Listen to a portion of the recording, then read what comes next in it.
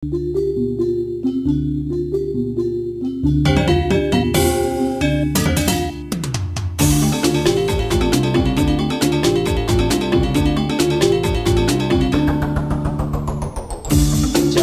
bayi jaga hatu mangga entek stata ajak mok sata jaga kita jaga bali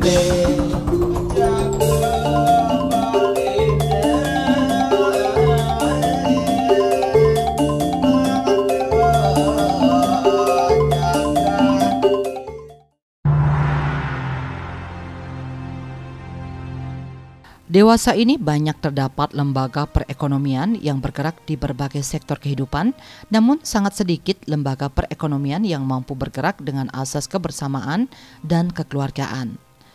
Betapa beruntungnya kita yang memiliki sebuah lembaga perekonomian resmi yang bertujuan untuk kepentingan bersama, yaitu koperasi.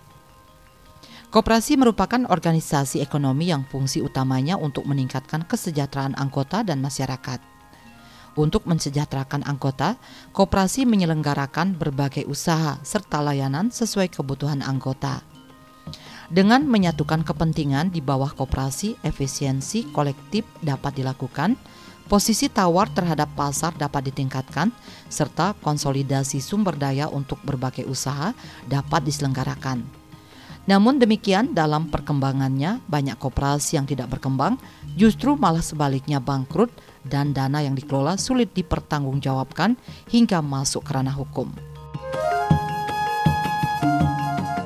Secara keseluruhan itu, koperasi itu tidak menjalankan sesuai dengan asas koperasi tersebut, di mana penjalanan itu ada beberapa koperasi yang tidak melakukan kegiatannya, yaitu pengrekrutan anggota baru, habis itu penjalannya koperasi yang lama adalah koperasi simpan pinjam, di mana hanya keanggotaannya itu berupa simpan pinjam. Nah, yang baru ini, yang dulu mungkin namanya koperasi KSU, sekarang barunya atas nama koperasi konsumen, di mana koperasi bisa berinvestasi di salah satu usaha daripada anggota koperasi, sehingga perputaran perekonomian di anggota tersebut akan menjadi lebih bagus, sehingga koperasi akan menjadi lebih baik. UMKM, perkembangan koperasi sendiri itu sangat dinamis, di mana akan ada range di mana yang UMKM yang bisa dibinaan baik koperasi maupun kepemerintahan, di mana UMKM yang kelas menengah yang memang sebenarnya sudah mempunyai bisnis tinggal membuka cabangnya, di mana yang betul-betul yang sudah besar. Itu yaitu ekosistem dari desa budaya itu yang akan dikembangkan oleh koperasi sendiri, yang dipegang oleh koperasi sendiri. Di era reformasi ini, bahkan di era globalisasi ini, banyak pertanyaan-pertanyaan apakah koperasi masih sebagai suku guru perekonomian Indonesia. Kalau saya sangat yakin dan optimis bahwa koperasi akan semakin maju, bahkan bisa diandalkan di Indonesia ya. Ini dilatar belakangi dua hal ya. Yang pertama, dari sejarah masyarakat Indonesia di dalam mengembangkan ekonomi, itu dalam masa penjajahan masyarakat anti liberalisme dan kolonialisme lah. Jadi yang menjiwai koperasi ini kan adalah nilai-nilai luhur Pancasila, yaitu gotong royong ya. Indonesia merdeka, bahkan menggerakkan, menghidupi, mensejahterakan masyarakatnya tentu berdasarkan asas gotong royong ya. Koperasi sebagai lembaga ekonomi yang berwatak sosial, kebersamaan, kekeluargaan tentu sangat cocok di Indonesia. Ini sudah menjadi kajian, bahkan penelitiannya. Dari tokoh-tokoh kita, dari Bung Hatta, itu sudah menyimpulkan bahwa yang cocok diterapkan di Indonesia itu adalah perekonomian, terutama koperasi ya. Dari latar belakang watak masyarakat dan nilai-nilai luhur masyarakat kegotong royongan ini, ditambah dengan adanya konstitusi Undang-Undang Dasar 1945, utamanya pasal 33 ayat 1, koperasi berkedudukan sebagai sokoguru perekonomian nasional, sebagai bagian yang tidak terpisahkan dari sistem perekonomian nasional ya. Ini cukup kuat ya, dua hal ini. Baik itu nilai-nilai kegotong royongan masyarakat maupun konstitusi kita. Saat ini pemerintah fokus pada pengembangan koperasi real guna membangun ekonomi anggota dan masyarakat yang lebih luas. Karena dari sisi peluang, koperasi sektor real ini juga memiliki banyak potensi mulai dari pertanian, perikanan, perdagangan, jasa, pariwisata, dan banyak macam usaha lainnya. Hal ini dapat kita lihat setiap wilayah kota kabupaten di Bali pasti memiliki potensi keunggulan, baik itu komoditas, kerajinan, destinasi wisata, atau yang lainnya. Koperasi sektor harus menjadi pemain utama dalam potensi unggulan tersebut. Tujuannya agar manfaat dan nilai tambah yang dihasilkan dapat sebesar-besarnya terdistribusi kembali ke anggota dan masyarakat di wilayah tersebut. Komoditas unggulan di wilayah lain harus dikembangkan karena dengan cara demikian maka koperasi bekerja di hulu dan hilir sehingga nilai tambah tinggi dan manfaat ke anggota meningkat. Mengenai koperasi sekarang, yaitu sebagai sokoguru, sebagai penunjang daripada perekonomian Indonesia, sekarang perlunya sinergisitas antara pelaku daripada koperasi, dari pemerintah, dan juga aturan-aturan yang jelas.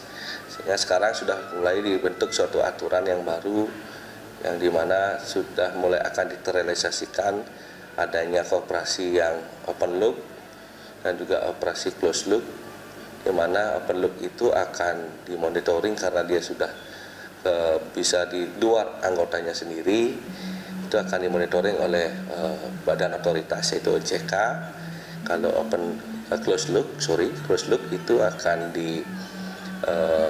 dijalankan koperasi tersebut dengan keanggotaannya.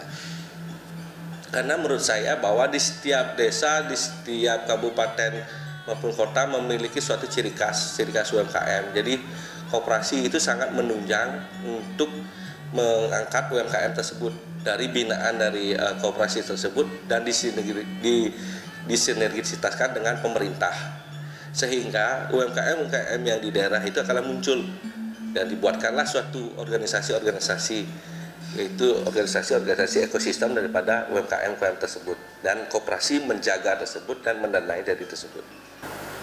Nah sekarang tinggal bagaimana mewujudkan koperasi ini bisa berkembang dengan baik.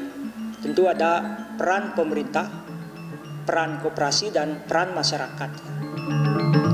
Kalau masyarakat sudah percaya dengan koperasi, ingin membentuk koperasi, sudah pemerintah memberikan kepercayaan kepada lembaga koperasi, saya yakin kalau permodalan diberikan dengan cukup, yang kedua kepercayaan terutama tata niaga, baik itu tata niaga sembako, pertanian, peternakan, maka koperasi ini akan semakin berdaya. Karena pengalaman dari yang kita tahu tahun 1997, 1998 itu terkenal dengan krisis moneter ya. Dalam krisis moneter itu banyak pengusaha-pengusaha besar termasuk bank itu terlikuidasi ya, gulung tikar ya. Nah sehingga peran BLBI cukup besar saat itu. Sedangkan koperasi UMKM bisa bertahan di kota maupun di pedesaannya. Dari pengalaman itu seharusnya kita semua yakin bahwa koperasi ini sangat cocok tumbuh di Indonesia ya. Karena Indonesia ini tidak menerapkan perekonomian liberal ya. Bagaimana kita bisa menghargai daripada keberadaan koperasi, tentu semua pihak harus percaya ya.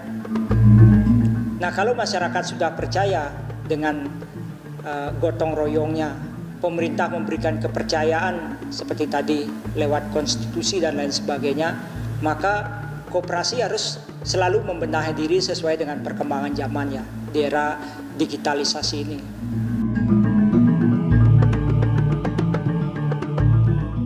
Saat ini pemerintah fokus pada pengembangan koperasi real guna membangun ekonomi anggota dan masyarakat yang lebih luas. Karena dari sisi peluang, koperasi sektor real ini juga memiliki banyak potensi mulai dari pertanian, perikanan, perdagangan, jasa, pariwisata, dan banyak macam usaha lainnya.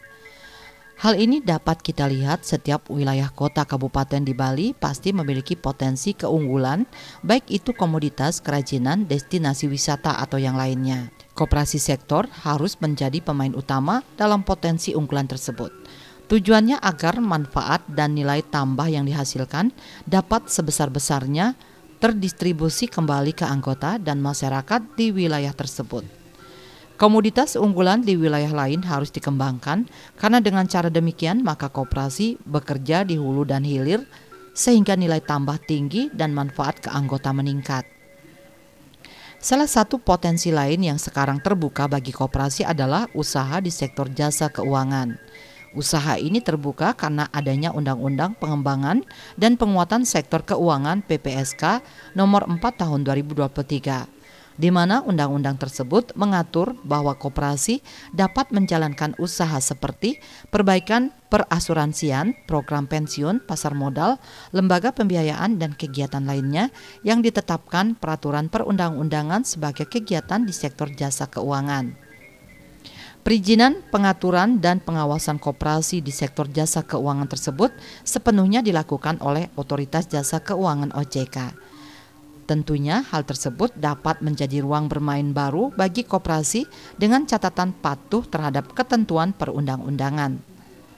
Di samping itu, untuk memajukan koperasi Indonesia dibutuhkan landasan hukum yang kuat sebagai pegangan bagi semua pihak. Saat ini Kemenkop UKM tengah menyusun rancangan undang-undang perkoperasian sebagai pengganti Undang-Undang Nomor 25 Tahun 1992 tentang perkoperasian.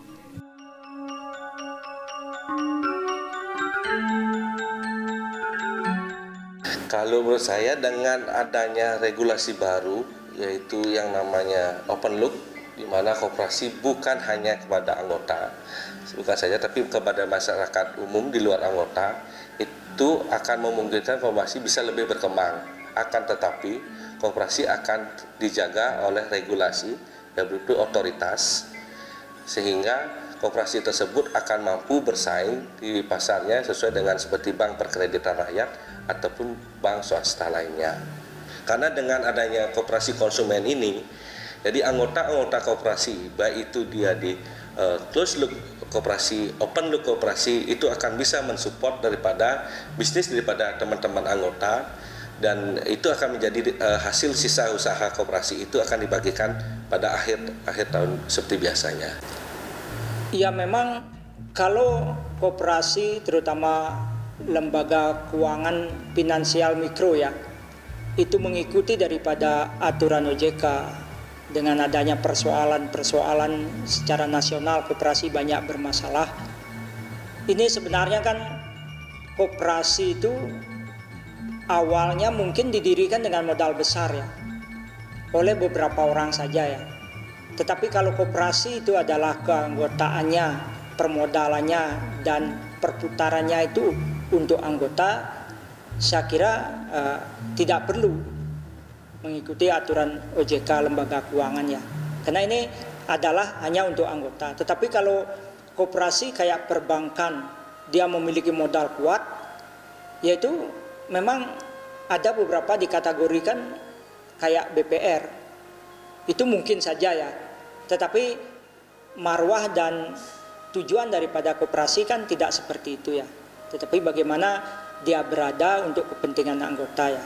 Yang salah pengelolaan koperasi itu adalah koperasi intervensi keluar anggota begitu ya. Memberikan pinjaman kepada yang bukan anggota.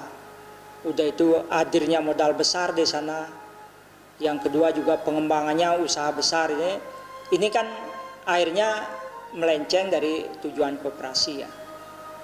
Nah inilah yang kita harapkan bahwa koperasi ini mampu untuk menjaga kesejahteraan daripada anggota ya.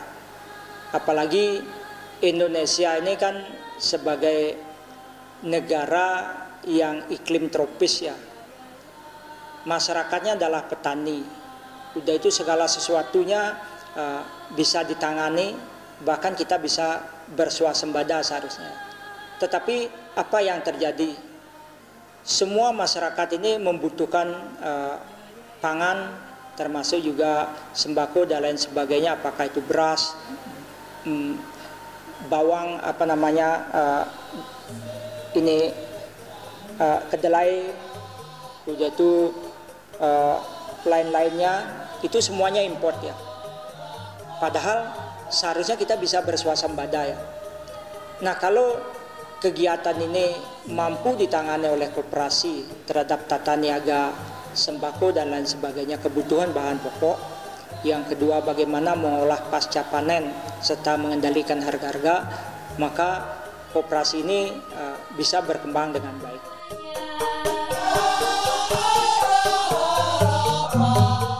Tantangan yang dihadapi koperasi saat ini yakni perkembangan teknologi.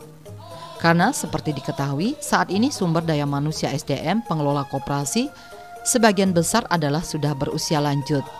Namun itu tidak menyurutkan semangat mereka dalam menjalankan koperasi. Namun untuk menjawab tantangan tersebut, koperasi harus melakukan pelatihan kapasitas SDM koperasi. Di sisi lain, penerapan digitalisasi pada berbagai aspek pengelolaan koperasi yang ada di Bali akan menjadikan lembaga Sokoguru perekonomian ini lebih cepat berkembang dan meminimalisasi praktek korupsi. Karena dengan IT atau digitalisasi, maka semua bisa berkembang lebih mudah dan lebih akurat, termasuk juga dengan koperasi. Padukan koperasi dengan aplikasi teknologi informasi juga dapat meminimalisasi biaya transaksi dan biaya distribusi. Teknologi telah menyebabkan seakan sudah tidak ada batas daerah maupun bangsa. Pemerintah hendaknya memberikan motivasi agar koperasi-koperasi yang ada di Pulau Dewata tidak cukup wilayah operasionalnya berada di Bali, namun agar dikembangkan lebih meluas.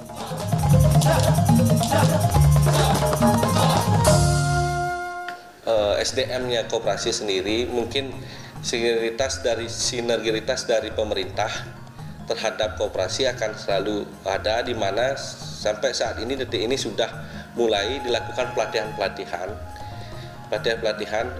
dari segi semuanya, dari segi teknis, dari segi administrasi, dari segi di dunia bisnisnya, sehingga koperasi ini akan menjadi koperasi yang lebih muda, lebih milenial, lebih digital, mengikuti daripada perkembangan zaman. Karena kita tahu seperti yang kita amati dari tahun ke tahun bahwa peran UKM koperasi ini sangat besar ya. Di saat-saat krisis inilah yang terdepan mampu mengendalikan diri, dia tidak akan bangkrut ya. Nah, sehingga sinergi baik itu di sektor real, terutama pengadaan tata niaga daripada sektor real, baik itu sembako dan lain sebagainya, beras, termasuk bawang merah, bawang putih, kedelai dan lain sebagainya, itu bisa dikuasai oleh koperasi ya. Sedangkan permodalan dari finansial ya tentu dari koperasi, unit simpan pinjamnya ya. Ini banyak hal yang bisa dilakukan karena anggota ini kan sangat tahu dan pengurus sangat tahu anggotanya, sehingga dia akan memberikan fasilitas modal kepada anggota yang dia kenal. Kemungkinan melakukan pelanggaran atau tidak membayar ini kan bisa ditekan ya. Tetapi kalau koperasi ini dikembangkan secara besar tanpa memperdulikan anggota, dia memberikan ekspansi, memberikan kredit keluar seperti BPR dan lain sebagainya, maka tujuan dari pembentukan koperasi ini sudah jauh daripada konstitusi ya, termasuk undang-undang ya. Nah, kalau memang koperasi itu didirikan oleh anggota tetapi yang mendapatkan permodalan itu adalah anggota, maka saya kira kemungkinan koperasi itu gulung tikar, bermasalah itu bisa diantisipasi ya.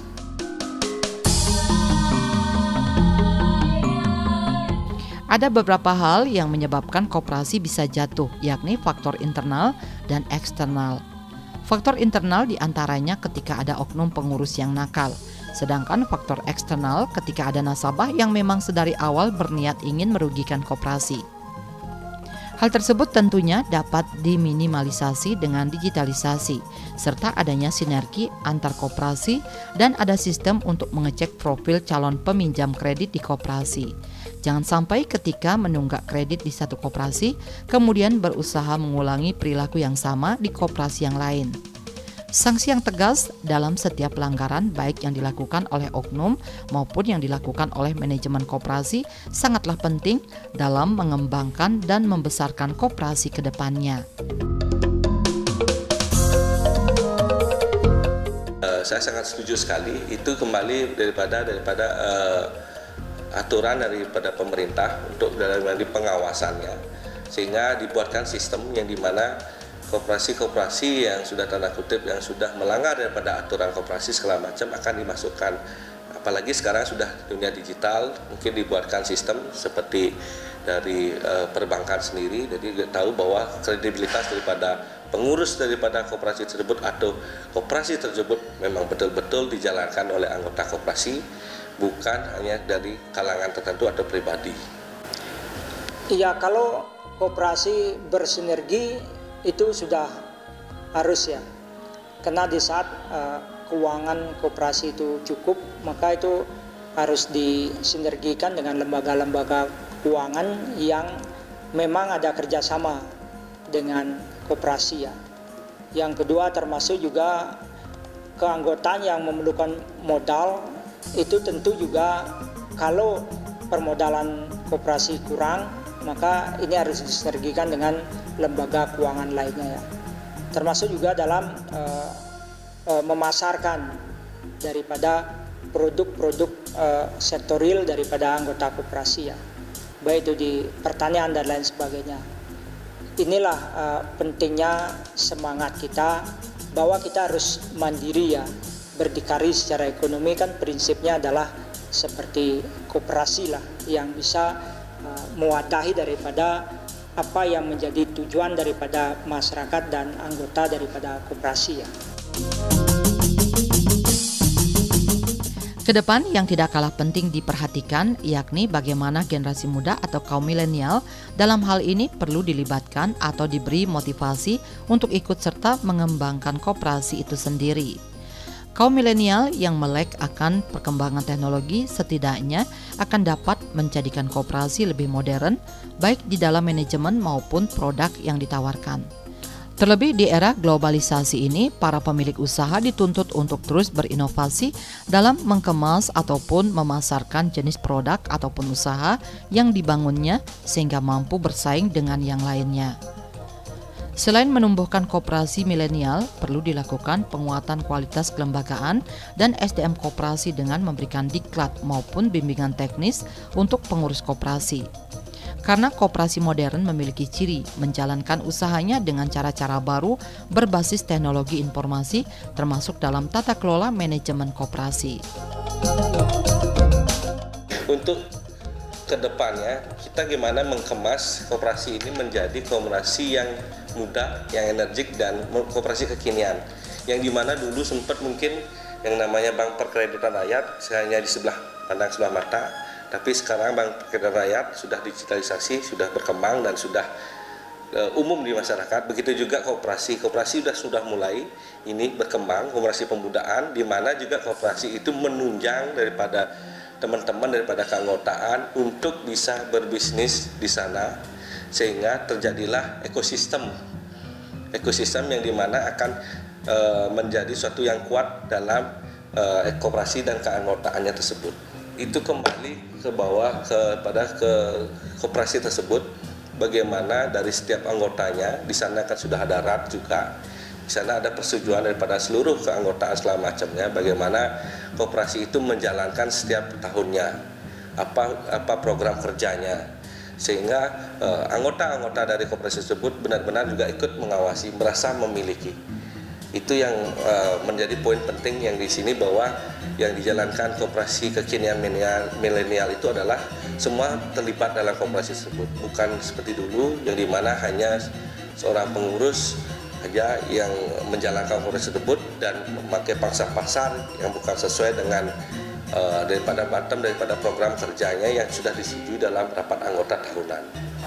Itulah pentingnya bahwa koperasi harus mampu menyesuaikan dengan perkembangan zaman ya, termasuk perkembangan informasi, teknologi, dan komunikasi ya. Kalau koperasi tidak mampu menyesuaikan, maka dia akan ditinggalkan. Ini pentingnya daripada sumber daya pengurus, udah itu manajemen koperasi dan akuntansi koperasi ya. Dengan adanya kemampuan seperti itu di kaum milenial, kita harapkan koperasi ini memiliki daya saing yang tinggi, mampu akan mengikuti perkembangan zaman dan mampu mengikuti perkembangan global ya. Karena bagaimanapun kalau kita tidak memiliki daya saing yang bagus, maka usaha apapun yang dilakukan itu akan tertinggal ya.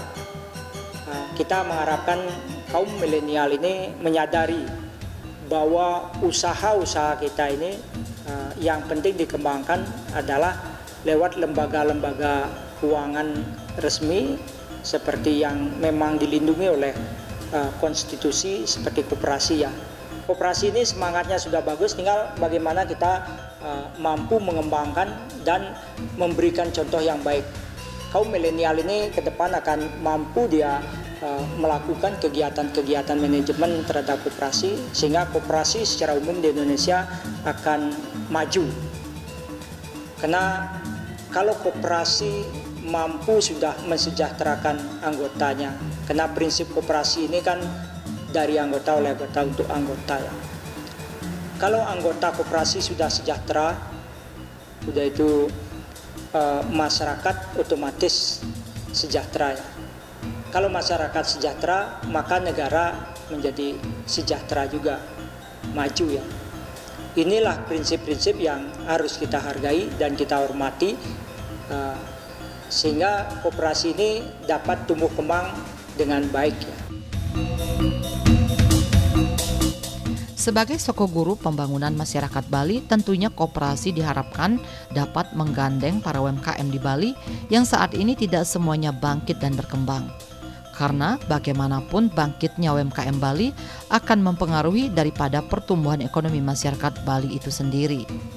Pemerintah dalam hal ini perlu melakukan pendampingan dan pendataan terhadap UMKM masyarakat Bali serta koperasi pendampingnya.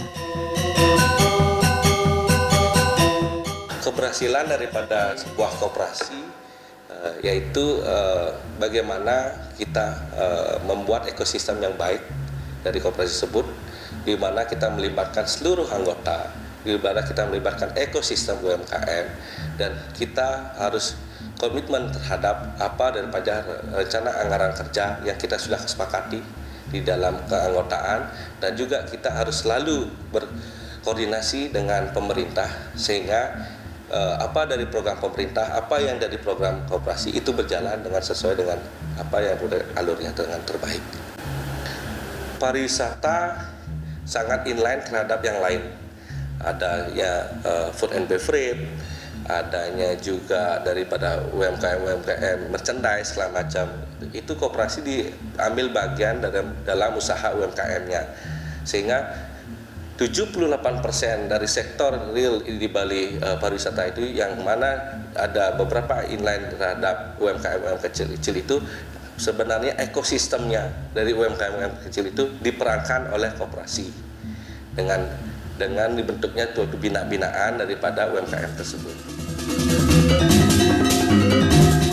Perubahan terhadap aturan perkoperasian yang dilakukan pemerintah tentunya ingin mendorong koperasi lebih adaptif terhadap perubahan dan perkembangan ekonomi, teknologi, sosial, dan budaya secara global. Karena dengan adanya pembaharuan undang-undang perkoperasian ini, kita berharap koperasi mampu menjawab tantangan zaman dan memiliki daya saing dan daya sanding yang besar.